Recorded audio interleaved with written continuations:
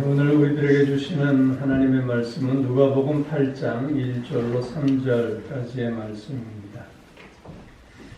그 후에 예수께서 각 성과 마을에 두루 다니실새 하나님의 나라를 선포하시며 그 복음을 전하실새 12 제자가 함께하였고 또한 악귀를 쫓아내심과 병 고침을 받은 어떤 여자들 곧 7 귀신이 나간 자 막달라인이라 하는 마리아와 헤롯의 청지기 구사의 아내 요한나와 수산나와 다른 여러 여자가 함께하여 자기들의 소유로 그들을 섬기더라.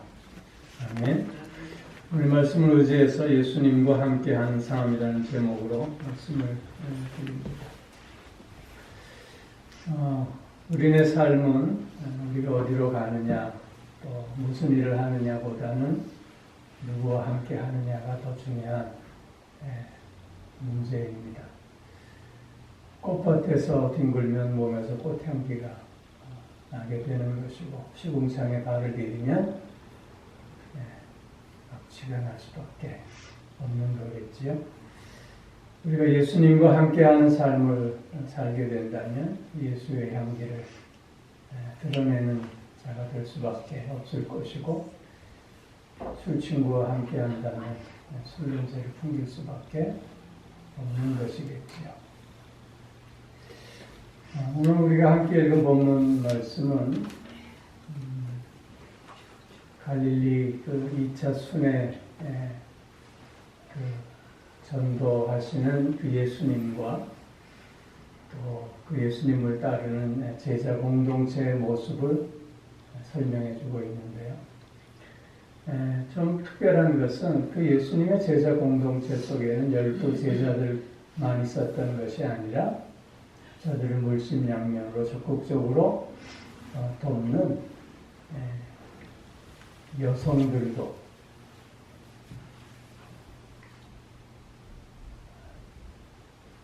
있었다고 하는 것입니다.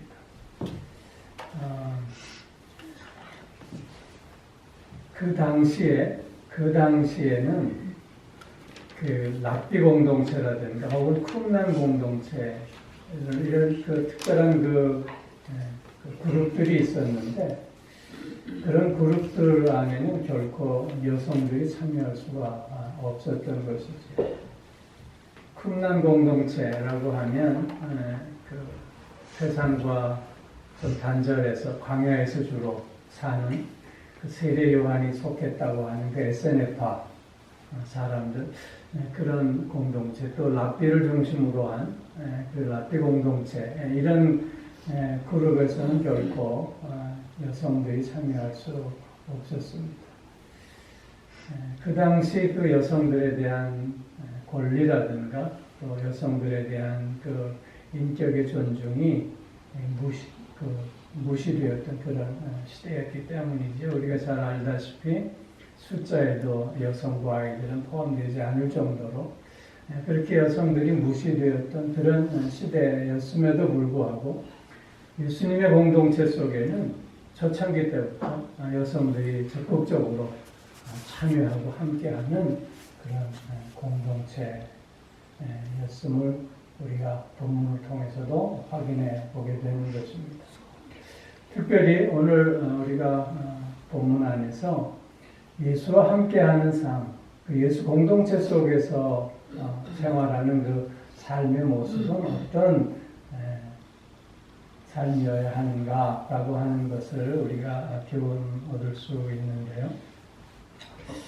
가장 먼저는 복음의 삶이라고 하는 것입니다. 그 1절 말씀에서 보면 예수님께서 각 성의 마을에 두루 돌아다니시면서 하나님 나라를 선포하시고 복음을 전하셨다. 그랬어요. 복음. 그래서 그 예수와 함께하는 삶은 복음의 삶이어야 함을 우리가 생각해 볼 수 있는데요. 여러분, 복음의 특징이라고 하는 것은 뭐냐면 가장 먼저는 확장성이에요. 그건 무슨 말이냐면 복음은 어느 누구에게나 열려져 있다고 하는 것이죠. 남녀노소 빈북 이천 차이 없이 어느 누구에나 열려져 있는 복음이라고 하는 거예요. 즉 예수 그리스도의 십자가의 죽음은 어떤 특정 집단이나 특정 민족만을 위한 죽음이 아니라 모든 인류를 위한 계속의 죽음이었다고 하는 것이죠. 그래서 복음의 첫 번째 특징은 확장성이고요. 그 다음에 두 번째 특징은 수용성이에요. 복음을 받아들이는 모든 자들은 예수님께서 구별과 차별 없이 다 받아 주신다고 하는 것이죠. 계시록 3장 20절 말씀을 보세요. 볼지어다 내가 문 밖에 서서 두드리노니 내 음성을 듣고 문을 열면 내가 그로 들어가 그는 나와 더불어 먹고 나는 그와 더불어 먹으리라.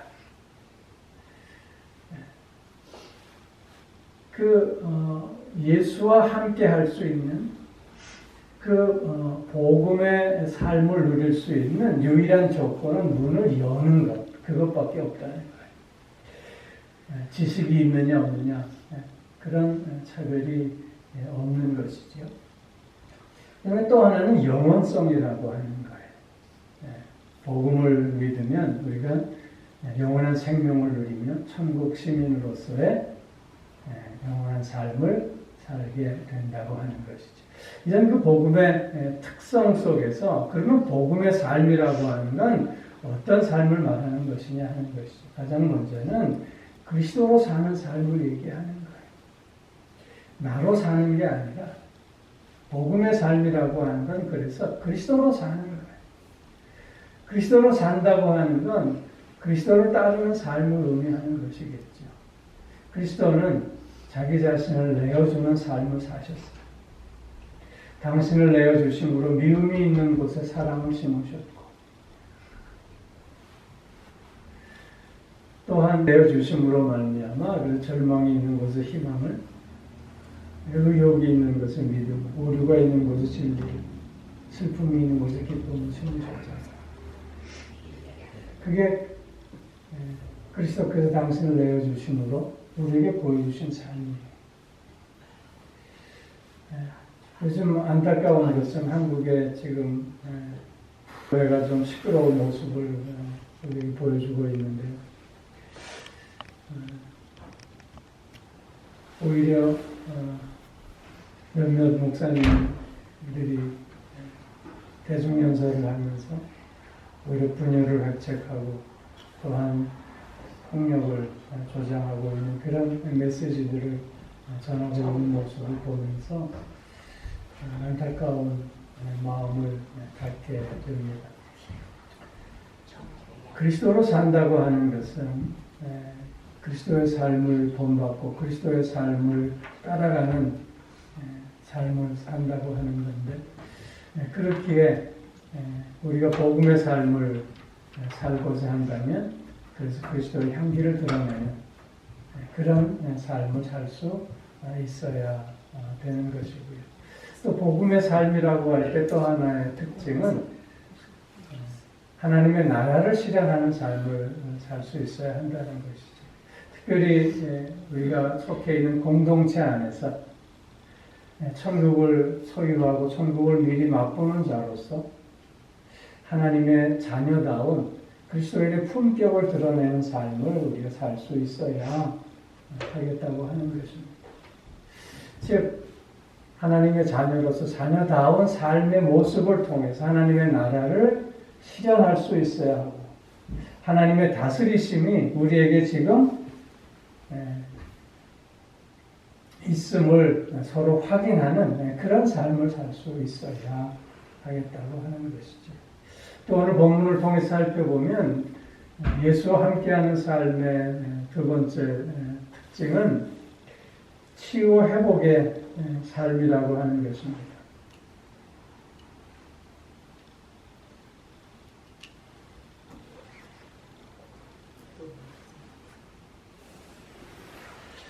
오늘 본문 2절 말씀을 보면 악귀를 쫓아내심과 병 고침을 받은 여자들이 예수의 공동체 속에 속해 있다고 그렇게 기록하고 있지 않습니까? 예수와 함께하는 삶 속에는 이렇게 늘 치유와 회복의 은혜가 넘치는 삶이 될 수밖에 없음을 말씀하고 있는 것입니다. 특별히 치유와 회복이라고 했을 때 그 먼저는 자유함입니다. 자유함. 몸과 마음, 영혼도 다 자유함을 맛보는 그런 삶이죠. 병마에 눌리고 근심과 걱정에 눌리고 또한 이런 그 악귀에 눌리는 그런 삶이 이제는 예수 그리스도와 함께함으로 해방되는 그런 삶을 의미하고 있는 것이고요. 이런 자유함과 더불어 또한 치유와 회복의 삶은 기쁨과 감사가 넘칠 수밖에 없는 삶이라고 하는 것이죠. 늘 하나님의 그 은혜 안에서 하나님께 감사를 고백하고 그리고 이전에 누려보지 못했던 그 기쁨과 감격을 맛보는 삶을 살게 되는 것이고 또 한 가지 치유와 회복의 삶은 더 온전한 삶으로 나아갈 수 있게 된다고 하는 거예요. 그전에는 근근히 그저 하루하루 죽지 못해 사는 삶이었다면 이제는 새로운 모습으로 새로운 목표를 향해서 전진하는 그리스도를 향해서 더욱더 기쁨과 감사함으로 나아가는 삶을 살 수 있게 됨을 의미하는 것이죠. 고린도후서 5장 17절 말씀 아시잖아요. 그리스도 예수 안에 있는 자들은 새로운 피조물이다. 이전 것은 지나갔으니 보라 새 것이 되었다. 그리스도와 함께하는 삶, 예수님과 함께하는 삶은 늘 치유와 회복의 삶 속에 전인격적인 변화와 회복의 삶을 살게 됨을 강조하고 있는 것입니다. 그리고 예수님과 함께하는 삶의 세 번째 특징은 바로 섬기는 삶이라고 하는 것이죠. 오늘 본문 3절 말씀에 보면 여러 여자가 함께하여 자기들의 소유로 그들을 섬기더라. 왜 예수님께서 저들을 치유하시고 회복하셨는가? 저들이 치유받고 회복받은 그 이유와 목적은 무엇인가? 그것은 섬기는 삶을 살기 위해서라고 하는 것이죠. 섬기. 예수님께서도 직접 말씀하셨잖아요. 나는 섬김을 받으려고 온 것이 아니라 섬기려고 왔다. 내 생명을 대선물로 주려 합니다. 그리고 친히 제자들의 발을 씻기시면서 섬김의 본을 우리에게 또한 보여주시기도 하셨습니다. 이런 주님의 섬김의 모습을 바라보면서 또한 주님과 함께하는 삶은 섬김의 삶이 될 수밖에 없는 것이죠. 우리가 섬김의 삶을 살아가고자 할 때 가장 먼저 생각해야 할 것은 사랑으로 또한 감사로 또한 겸손함으로 섬기는 자가 될 수 있어야 하겠다. 사랑과 감사와 겸손으로 섬긴다고 하는 것은 대가를 바라지 않는 거예요. 사람들의 인정을 요구하지 않는 거예요. 이미 주님으로부터 받은 은혜가 너무 크기에 그 은혜에 감사함으로 그리고 겸손함으로 그리고 주님을 향한 사랑으로 섬기는 것입니다.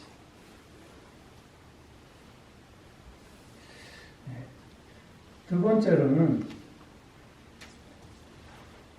변함없는 믿음으로 섬기는 거예요. 오늘 본문에 나타난 그 여성들의 그 신앙의 모습을 우리가 복음서를 통해서 확인해 보게 되는데요. 예수님이 십자가에 달리실 때 12제자들은 다 뿔뿔이 도망가고 말았잖아요.